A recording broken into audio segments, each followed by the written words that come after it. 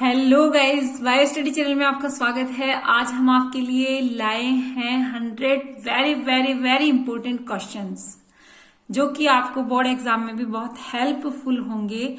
तो गाइस देखते देखते रहिए। इंपॉर्टेंट क्वेश्चंस जो आपके एमसीक्यूज बनते हैं बोर्ड में, इस बार चांस भी यही मिलने वाला है आपको कि बहुत सारे ऐसे क्वेश्चंस आएंगे जो कि मल्टीपल चॉइस के होंगे। तो पहला क्वेश्चन है आपका, आनुवंशिकी का जनक किसे कहा जाता है। तो बायोलॉजी कक्षा 12 के ये क्वेश्चंस आपको बहुत हेल्पफुल होंगे। आनुवंशिकी का जनक बच्चों ग्रेगर जॉन मेंडल को कहा जाता है। अगला क्वेश्चन है, वंशानुगति यानी आनुवंशिक इकाई है। वंशानुगति की आनुवंशिक इकाई होती है जीन। नेक्स्ट क्वेश्चन है, मेंडल के एक गुण प्रसंस्करण में कौन सी पीढ़ी हमेशा विषम युग्मजी होती है।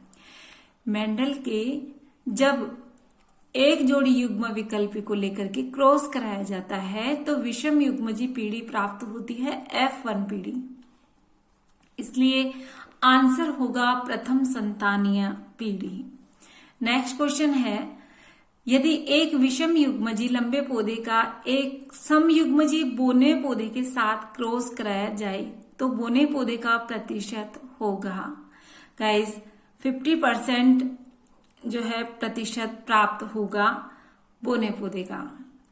नेक्स्ट क्वेश्चन है, गुलाबी फूल वाले गुलाबांश में स्वनिषेचन से प्राप्त प्रारूपिक अनुपात होगा। प्रारूपिक अनुपात होगा, आंसर है के 1:2:1। नेक्स्ट क्वेश्चन है, प्रथम संतानीय पीढ़ी की संतान का दोनों जनक में से किसी एक के साथ किया गया प्रसंकरण है। यानी दोनों जनक में से एक के साथ क्रॉस किया जाता है F1 पीढ़ी का, तो बच्चों उसको बैक क्रॉस कहा जाता है। इसलिए सही आंसर है ख, संकर पूर्वज प्रसंकरण। नेक्स्ट क्वेश्चन है, एंटीबॉडीज होती हैं लिपिड, खनिज, प्रोटीन्स और शर्करा। इन चारों में से एंटीबॉडीज होती है प्रोटीन्स। अगला क्वेश्चन है, निम्न में से कौन सा रक्त समूह सार्वत्रिक दाता है जो कि सबको रक्त दे सकता है। तो बच्चों सही आंसर है इसका O ब्लड ग्रुप वाला व्यक्ति। अगला क्वेश्चन है, रुधिर वर्ग O वाली स्त्री AB रुधिर वर्ग वाले पुरुष से शादी करती है, उनके पुत्र का रुधिर वर्ग कौन सा हो सकता है। देखिए O वाला व्यक्ति है और स्त्री है AB ब्लड ग्रुप की, तो इनके संतान में जो जिस रक्त का यानी जो ब्लड ग्रुप आएगा वो या तो A होगा या B रुधिर वर्ग होगा। रुधिर वर्ग A वाले लड़के को निम्न में से किस रुधिर समूह का रक्त आदान किया जा सकता है, यानी किस व्यक्ति का ब्लड चढ़ाया जा सकता है यदि रुधिर वर्ग A है। तो बच्चों आपको ध्यान रखना है कि A वाले व्यक्ति को या तो A का रक्त दिया जा सकता है या फिर O का रक्त दिया जा सकता है। तो सही आंसर है ग, A या O। नेक्स्ट क्वेश्चन है, संतान को पिता से कितने जीन्स प्राप्त होते हैं। गाइस ध्यान रखिए, संतान को पिता से 50% जीन्स प्राप्त होते हैं। नेक्स्ट क्वेश्चन है, मंगोली जड़ता किसके कारण होती है। मंगोलियाई मूर्खता जिसको कहते हैं, ये मंगोली जड़ता यानी जड़ बुद्धि वाली कंडीशन होती है। और ये जड़ बुद्धि वाली कंडीशन आती है 21वीं जोड़ी के एलिंग गुणसूत्रों की एकाधी सूत्रता से। यानी ऑटोसोम्स में 21वीं जोड़ी में गुणसूत्र यदि बढ़ जाता है तो मंगोलियाई मूर्खता या मंगोली जड़ता की कंडीशन पैदा हो जाती है। इसलिए घ आंसर है 21वीं जोड़ी के अलिंग सूत्रों की एकाधी सूत्रता से। नेक्स्ट, टर्नर सिंड्रोम के लिए निम्नलिखित में से कौन सही है। गाइस ऑटोसोम्स के साथ में सेक्स क्रोमोसोम्स की कंडीशन होनी चाहिए XO, यानी क वाला ऑप्शन सही है। नेक्स्ट क्वेश्चन है, आवरण विहीन तथा एक कोशिकीय जनन अंग प्रमुख लक्षण है। आवरण विहीन और एक कोशिकीय जनन अंग होते हैं सबसे लोअर कैटेगरी के प्लांट थैलोफाइटा के कैरेक्टर्स हैं ये। नेक्स्ट है, एक आवृत्ति बीजी में 400 परागकणों को उत्पन्न करने के लिए कितने अर्धसूत्री विभाजन आवश्यक होंगे? गाइस बहुत इंपॉर्टेंट क्वेश्चन हर बार आता भी है। 400 परागकण उत्पन्न करने के लिए कितने अर्धसूत्री विभाजन होंगे? अर्धसूत्री विभाजन होंगे 100, क्योंकि 1 से 4 बनते हैं इसलिए 100 से बनेंगे 400। नेक्स्ट है परागकण मात्र कोशिका में गुणसूत्रों की संख्या होती है। बच्चों ध्यान रखिए, क्वेश्चन पे ध्यान देना। परागकण मात्र कोशिका की बात हो रही है, तो मात्र कोशिका में गुणसूत्रों की संख्या होती है द्विगुणित। उसके बाद जब पोलन ग्रेन्स बनते हैं तो अगुणित अवस्था हो जाती है। नेक्स्ट है निम्नलिखित में से कौन सा रेशेदार प्रोटीन का उदाहरण है? रेशेदार प्रोटीन होता है फाइब्रिनोजन। नेक्स्ट है बीजांड का वह स्थान जहां बीजांड व्रंत जुड़ा होता है उसे कहते हैं। बीजांड व्रंत जहां से जुड़ता है उसको नाभिका वाला रीजन कहा जाता है बच्चों, और उसका दूसरा नाम है हाइलम। नेक्स्ट क्वेश्चन है कौन सा न्यूक्लिक अम्ल के बहुलक है? न्यूक्लिक अम्ल के बहुलक होते हैं न्यूक्लियोटाइड्स, इसलिए सही ऑप्शन है न्यूक्लियोटाइड। नेक्स्ट है परागनलिका का अध्यावरण द्वारा बीजांड में प्रवेश कहलाता है। परागनलिका यदि इंटेग्यूमेंट्स के द्वारा यानी अध्यावरण से होते हुए बीजांड में प्रवेश करेगी तो न तो चैलेजल एंड वाला यानी निभागी युग्मन भी नहीं होगा, अंडधारी भी नहीं होगा, अंडद्वारी भी नहीं होगा, और इनमें से दोनों ही नहीं होंगे। नेक्स्ट है द्विनिषेचन का तात्पर्य है। गाइस ये बहुत इंपॉर्टेंट क्वेश्चन है। द्विनिषेचन एक नर युग्मक का अंडकोशिका से, क्योंकि आपको पता है 2 नर युग्मक होते हैं अपोलन ट्यूब में, और 2 नर युग्मक में एक अंडकोशिका से और दूसरा द्वितीय केंद्र से संयोजन करता है, इसलिए इसको द्विनिषेचन कहा जाता है। नेक्स्ट है भारतीय भ्रूण विज्ञान के जनक कौन है? पी महेश्वरी भारतीय भ्रूण विज्ञान के जनक है। अगला क्वेश्चन है वीर्य को किसमें हिमीकृत किया जा सकता है, यानी कि कैसे स्टोर किया जाता है? तो इसको लिक्विड नाइट्रोजन में फिक्स किया जाता है, लिक्विड नाइट्रोजन में इसको सेव करके रखा जाता है। नेक्स्ट है नारियल का रेशा उत्पन्न करने वाला भाग है। नारियल का रेशा उत्पन्न करने वाला भाग होता है मध्य फलभित्ति। नेक्स्ट है बहुभ्रूणता खोजी गई पोली एम्ब्रियोनी। बच्चों ध्यान रखना, ल्यूवेन होक वैज्ञानिक ने खोजी थी पोली एम्ब्रियोनी, बहुत सारे एम्ब्रियोज होना एक साथ। नेक्स्ट है समरूप जुड़वा बच्चे पैदा होते हैं, यानी ट्विंस पैदा होते हैं। कब पैदा होते हैं? जब एक निषेचित अंडा 2 कोरक खंडों में विभक्त हो जाए। ध्यान रखिएगा, फर्टिलाइजेशन हुआ है एक बार, और एक बार जब जाइगोट बन चुका है और उसमें विभाजन चालू हो गया है तो इनके जो ब्लास्टोमियर्स बनेंगे, कोरकखंड बनेंगे, वो विभक्त होकर के पृथक पृथक 2 भ्रूण बना लेंगे, तो इससे जो संतान की उत्पत्ति होगी वो ट्विंस होगी। नेक्स्ट है ब्लास्टुला अवस्था में भ्रूण को सर्वप्रथम गर्भाशय से जोड़ने का कार्य कौन सी झिल्ली करती है? तो बच्चों ध्यान रखना, अप्रा या कोरियोन, प्लेसेंटा वाला रीजन होता है। हरगोविंद खुराना जाने जाते हैं। हरगोविंद खुराना जो वैज्ञानिक थे, प्रोटीन संश्लेषण के लिए इनको पहचाना जाता है। डीएनए और आरएनए में समानता होती है। डीएनए और आरएनए में समानता इसलिए होती है क्योंकि दोनों में ही न्यूक्लियोटाइड्स की पॉलीमर चेन होती है, पॉलीमर श्रृंखला होती है।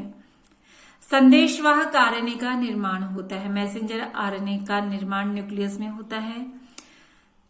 अब देखिए बहुत अच्छा वाला क्वेश्चन है कि अमर कौन सी सेल्स होती है? तो बच्चों ध्यान रखिए, जर्म सेल्स अमर होती है, जनन कोशिकाएं। एकिडना क्या है? एक ऐसी योजिक कड़ी है जो 2 जीवों के बीच की योजिक कड़ी कहलाती है एकिडना। कौन जैव विकास का सबसे स्पष्ट प्रमाण देता है? फॉसिल्स की स्टडी यानी कि जीवाश्म की स्टडी।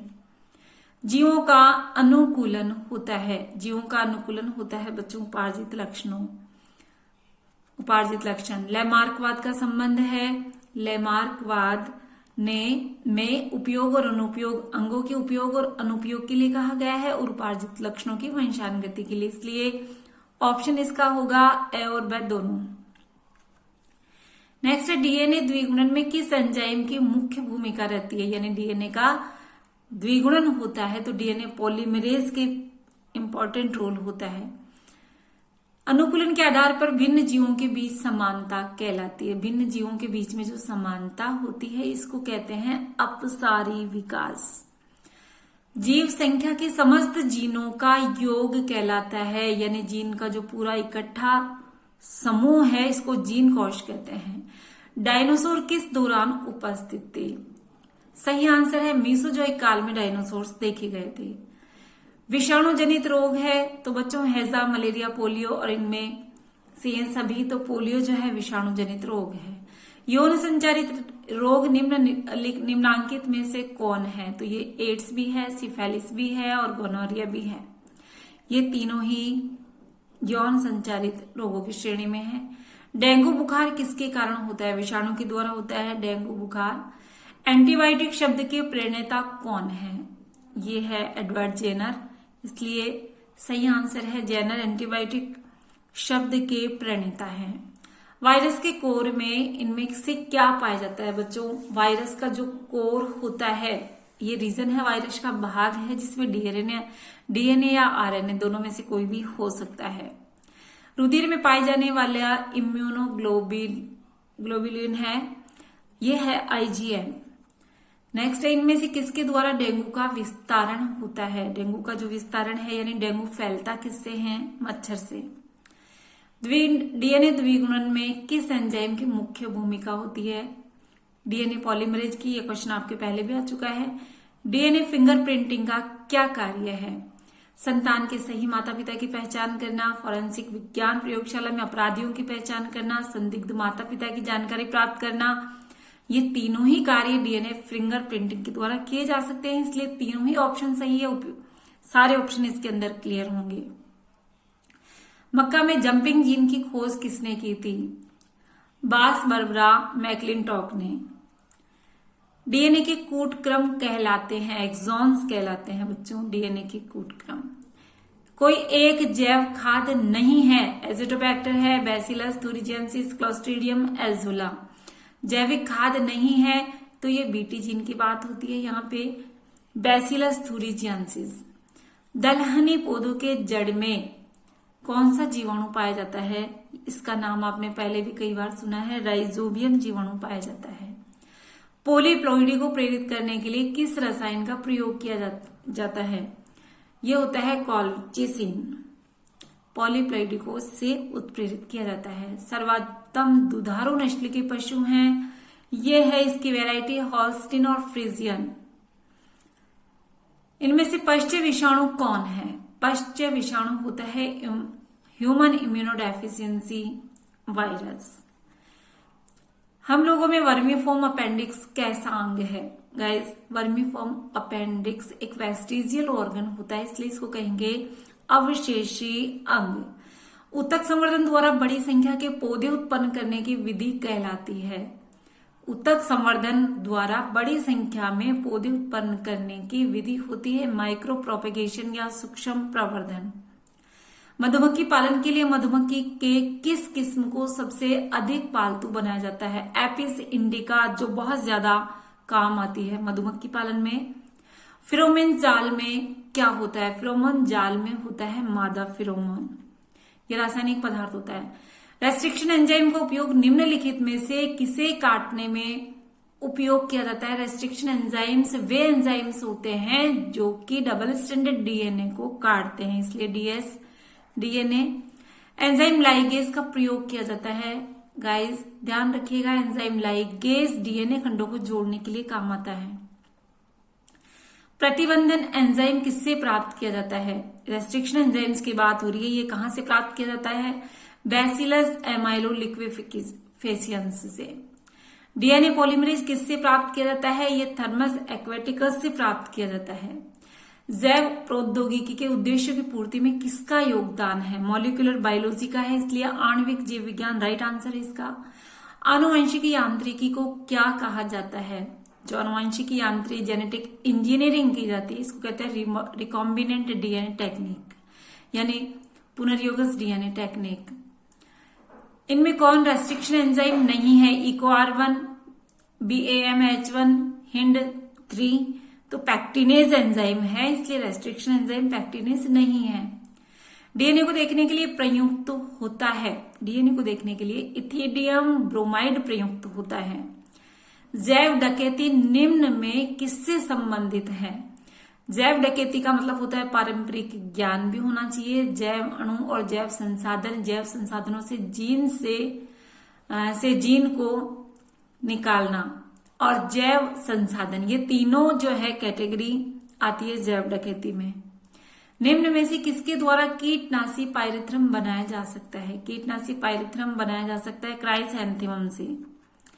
निम्नलिखित में से कौन पहला परा आनुवंशिक कुत्ता है? गाइस, पहला परा आनुवंशिक कुत्ता है डॉगी।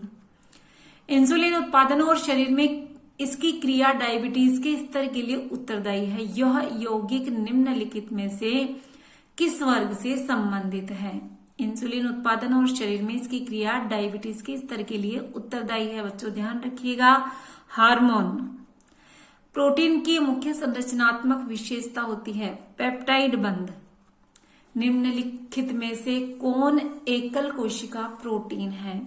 एकल कोशिका प्रोटीन होता है स्पाइरुलिना। प्राकृतिक आनुवांशिक अभियंता है, यानी जेनेटिक इंजीनियरिंग करने वाली कंडीशन किसके साथ है? जो कि किसी भी जीन को एंटर करवाने के लिए होता है। बैसिलस सबटिलस पहली ट्रांसजेनिक फसल थी। तंबाकू में ट्रांसजेनिक प्रयोग किए गए थे, ट्रांसजेनिक फसल बनाई गई थी। निम्नलिखित में से कौन सा पिरामिड कभी उल्टा नहीं होता? यह है ऊर्जा का पिरामिड। अपघटक यानी डिकम्पोजर्स होते हैं। कैसे होते हैं? डिकम्पोजर्स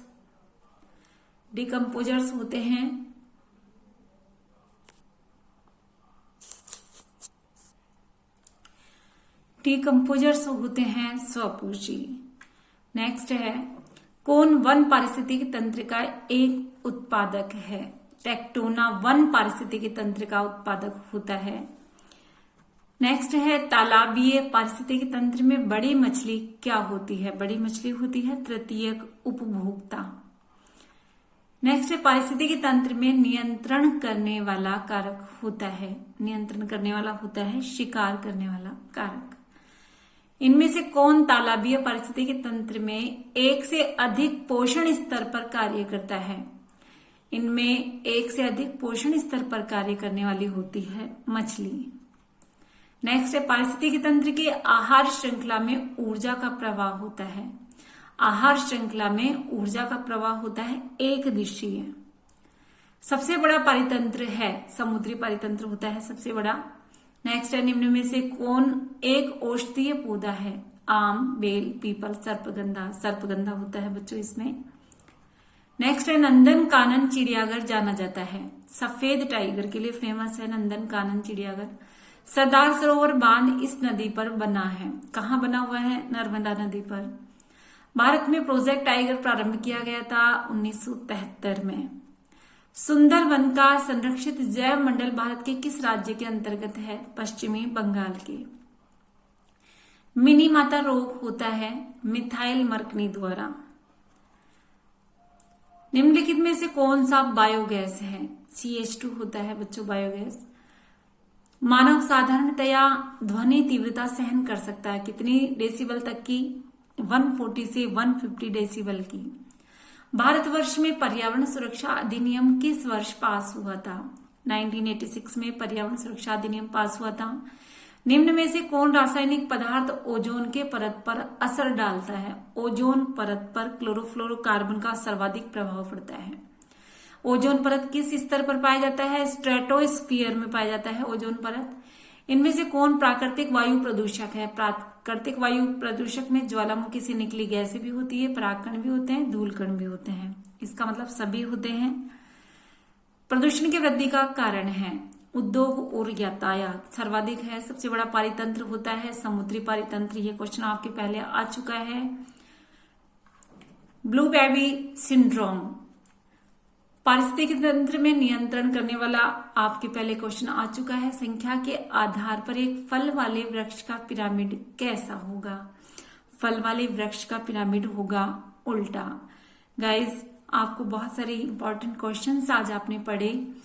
आपने देखा कि किस तरह से एमसीक्यूज आपके बोर्ड में बनने वाले हैं, कैसे आपको याद करना है। इनको सबको नोट डाउन कीजिए, बहुत अच्छे से याद कीजिए, अपने सहपाठियों से शेयर कीजिए। लाइक करना, शेयर करना नहीं भूलिए। Thanks for watching. Okay guys.